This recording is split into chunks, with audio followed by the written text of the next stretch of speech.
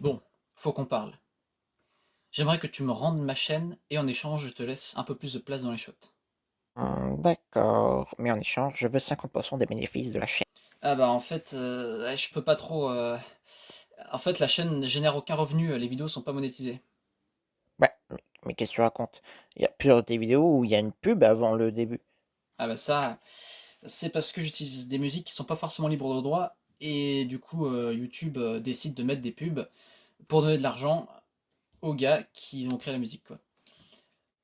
Ah, ok. Bah nickel. Allez, lançons le shot.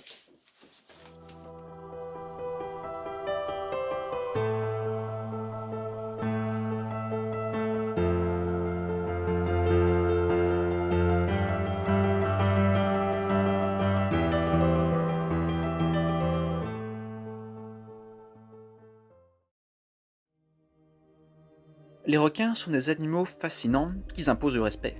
Ils occupent de nombreuses niches écologiques, sont présents sous de nombreuses formes très diversifiées, et certains sont des super prédateurs au sommet des chaînes alimentaires marines. Mais de nos jours, ils se partagent l'océan avec les cétacés, nos chers mammifères marins, dont l'orque qui n'hésite pas à croquer du requin.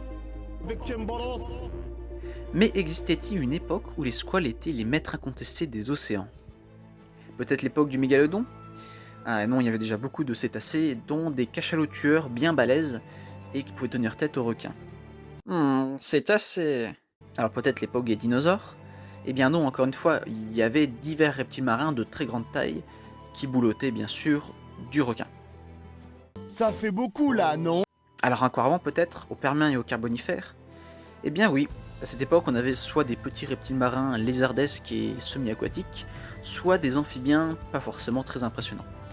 Donc c'est bien là l'âge d'or des requins. Nice.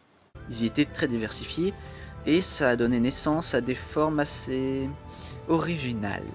Quand tu dis original, c'est pour dire moche? Eh bien tu jugeras par toi-même.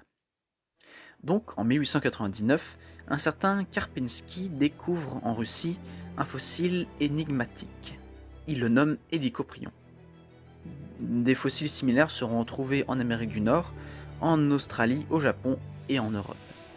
Il s'agit d'une sorte de structure enroulée sur elle-même qui fait penser à une coquille d'escargot ou d'ammonite. Cependant, si on regarde plus précisément, cette structure est formée de dents de requin. Enfin, à l'époque, il n'existait pas de vrais requins modernes comme on l'entend, mais plutôt des espèces apparentées et primitives. En gros, c'est comme si tu disais que le tyrannosaure, c'est un oiseau. Ouais, quand même un gros raccourci. L'étrangeté de cette structure dentaire a donné naissance à plusieurs tentatives de reconstitution du requin, plus ou moins réussies. Bon, alors d'abord, ils lui ont mis le téléphone de Bob l'éponge sur la tête. Après, ensuite, on a aussi le requin menton, apparemment. Ah, et on m'a dit dans mon oreillette que c'est la reconstitution la plus récente. Ah, voilà. Donc, il devait probablement ressembler à ça. Dites bonjour au requin circulaire. Ce requin tout à fait charmant était un grand prédateur pélagique du Permien. Avec ses 6 à 8 mètres, il arpentait les océans en pleine eau et était plutôt rapide.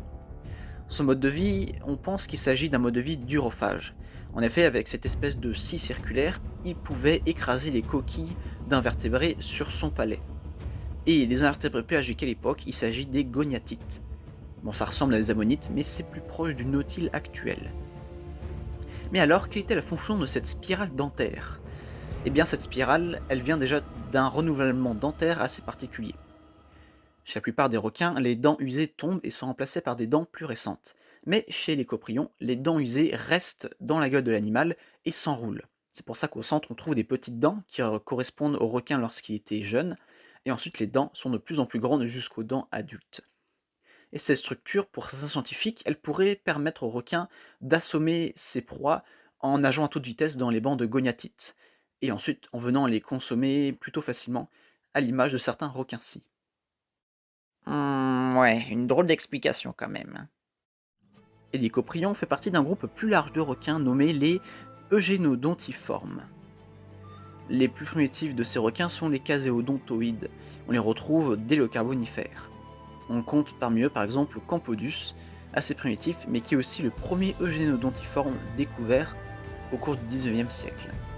Il y a aussi Caseodus, ou encore Fadenia, que l'on connaît bien par des fossiles complets, mais sinon il y a aussi Ornithoprion. Alors oui, lui je l'ai mis parce qu'il est rigolo. Hilarant. Voilà.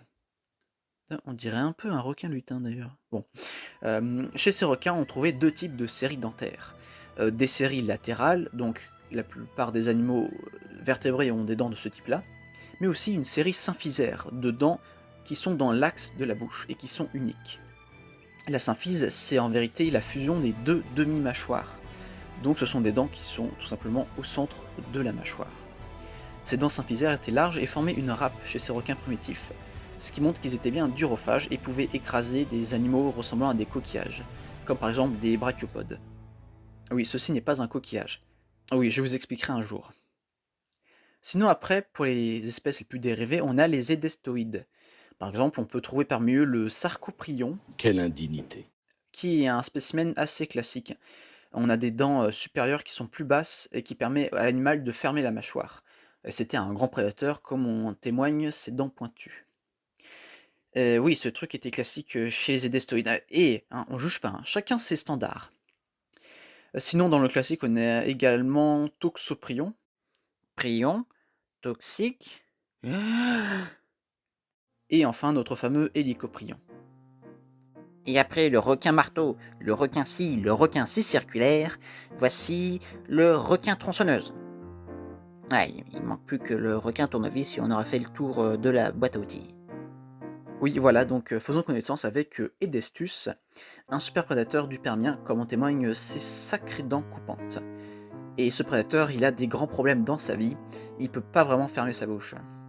Tu veux dire qu'on peut pas lui dire de fermer sa gueule? Enfin non, c'est pas ça. C'est qu'on ne comprend pas comment il était capable de fermer ses mâchoires, puisque ses dents supérieures et inférieures ont la même taille, donc il y a un problème physique là. On peut donc voir que les poissons cartilagineux proches des requins avaient une extraordinaire diversité durant le Carbonifère, mais un peu aussi durant le Permien. Et cette diversité s'explique par la libération de niches écologiques à cause d'une extinction qui s'est déroulée précédemment. En effet, dans les mers du Dévonien, les requins étaient soumis aux placodermes, de sorte de gigantesques poissons blindés primitifs. Ceux-ci occupaient de nombreuses niches écologiques et notamment des super prédateurs comme le terrible Dunkleosteus qui mangeait du requin. Mais suite à leur disparition, les requins ont enfin pu coloniser de nouveaux environnements et devenir les maîtres des océans. Et d'ailleurs, voici ma petite sélection personnelle. On a la tête d'aiguille, Pinocchio, la brosse à chiottes, le Pokémon, regardez comme il est mignon, la brosse à chiottes numéro 2, qui est visiblement en pleine parade amoureuse. Oui, mords-moi le manche comme ça. Et enfin, un truc horrible. Mais enlevez-moi cette image. Il est dans mes yeux. Il est dans mes yeux. Enfin bref, il y aurait 1000 choses à dire sur ces requins passionnants du Permien et du Carbonifère, et malheureusement cette vidéo touche à sa fin. Voici d'ailleurs l'indice pour le prochain shot. Vous pouvez consulter les sources en description, mettre des commentaires si vous avez des questions, et vous pouvez également aller voir le compte Instagram de la chaîne qui est assez actif en ce moment. Et moi je n'ai plus qu'à vous dire à la prochaine sur Esprit Biologie. A plus!